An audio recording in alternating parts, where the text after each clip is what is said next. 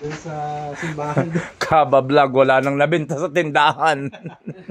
May nakapamili na kanina dyan. Nakamagkano ka ngayong umagang ito? Naka 350 na. 350? Yes. Abo. Isang tao. Pagka ako pala may 3 tao diyang mamimili. Pwede na mag half day. May pahulog na sa car.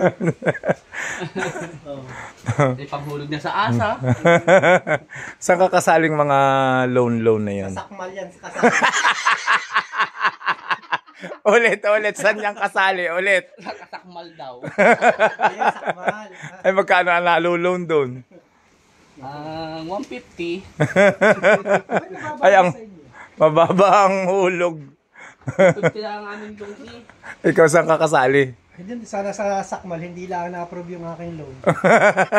Gagamitin ko daw pang Boracay. Gagamitin Diyos ko po ang toron. Umitim na ang turo.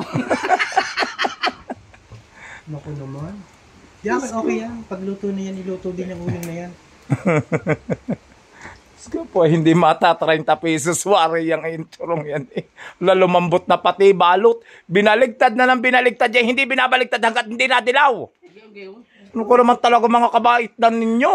Wala nga akong alam sa mundo. Oh? Lumaki ka ng ganyan. I'm innocent.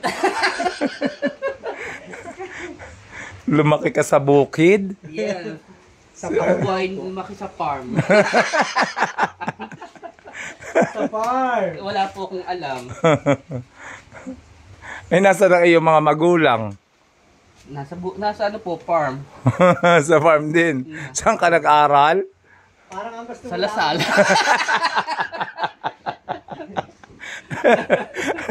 Sa farm lumaki. Nasa farm din ang magulang, pero sa Lasal Parang tutorial yan eh. Naka-online class yan. Online class pala. Uso na gayo noon. Yung tutorial na yun. Di ganito lang yung pandemic. Oo nga. Ayan, umulan na.